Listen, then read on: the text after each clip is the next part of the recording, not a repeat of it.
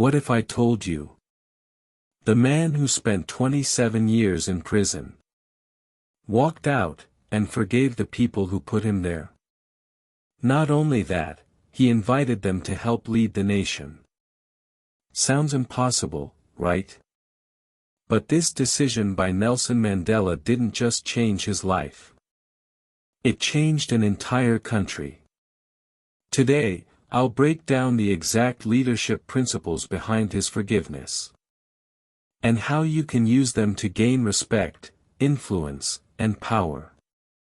Stay with me, because principle number 3 might completely change how you deal with enemies. Section 1, the moment that shocked the world. In 1990, Mandela walked free after nearly 3 decades in prison. The world expected anger, revenge, justice. Instead, he chose reconciliation. When he became president, he didn't purge his enemies. He worked with them. He even invited his former jailer to his inauguration. This wasn't weakness. This was calculated leadership. And here's the content gap most people miss. Mandela didn't forgive because he was nice. He forgave because it was the most powerful strategic move available. Section 2, Principle 1, Control the emotion, control the outcome. Mandela once said, "Resentment is like drinking poison and hoping it will kill your enemies." Think about that. If he had walked out of prison filled with anger, he would have become predictable, easy to manipulate, easy to defeat. Instead, he mastered his emotions. Leadership lesson. Whoever controls their emotions controls the situation. In your life, when someone disrespects you, when someone betrays you, when someone underestimates you, your reaction determines your power. Most people react. Leaders respond. Section 3, Principle 2, Turn enemies into allies. Mandela understood something most leaders don't. Destroying your enemies creates more enemies. But transforming them, that creates stability. After apartheid, South Africa could have fallen into chaos. Instead, Mandela built unity. He supported the Truth and Reconciliation Commission, which allowed people to confess crimes, in exchange for forgiveness. This wasn't about forgetting the past. It was about preventing the future from collapsing. Leadership lesson. The smartest leaders don't win fights, they redesign the game.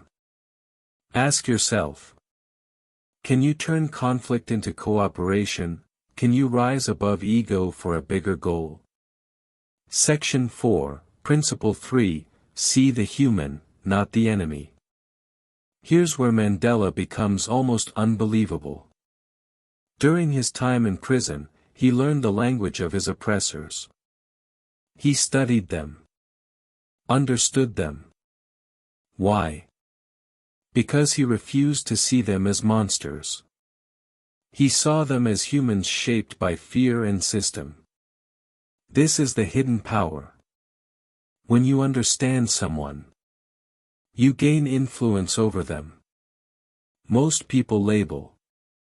They're toxic, they're evil, they're the problem. But Mandela asked, what made them this way? Leadership lesson.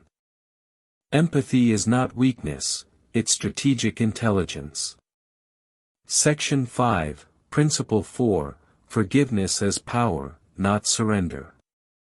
Let's get one thing clear. Forgiveness does not mean accepting injustice, ignoring wrong actions, being passive. Mandela fought for justice his entire life. But when the moment came, he chose unity over division. Why? Because he was thinking long-term. Weak leaders think about revenge. Strong leaders think about legacy. Mandela didn't ask, "How do I win today?"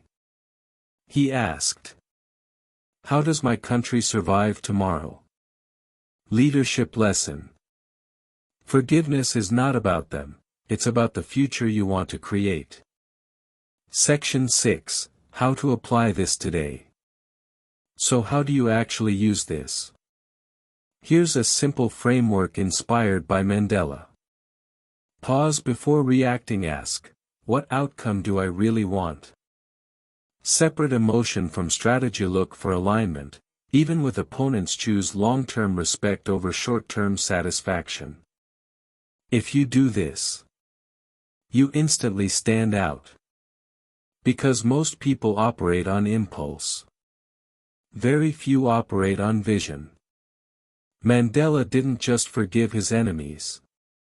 He outgrew them. And that's the real lesson. You don't win by destroying people.